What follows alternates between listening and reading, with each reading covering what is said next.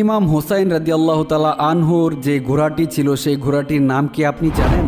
আপনি কি জানেন সেই ঘোড়াটি হযরত ইমাম হুসাইন রাদিয়াল্লাহু তাআলা আনহুকে কিভাবে সাহায্য করেছিল? প্রিয় বন্ধুরা, নবীজির কলিজার টুকরো নাতি হযরত ইমাম হুসাইন রাদিয়াল্লাহু তাআলা আনহুকে কারবালার ময়দানে ইয়াজিদের বাহিনীরা শহীদ করেছিল।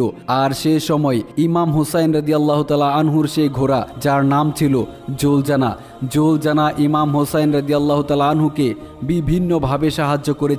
যখন ইয়াজিদের বাহিনীরা হযরত ইমাম হুসাইনের উপর তীর নিক্ষেপ করতেছিল, লাগাতার তীর নিক্ষেপ করার সময় জুলজানা বারবার ইমাম হুসাইনকে আড়াল করার চেষ্টা করতেছিল।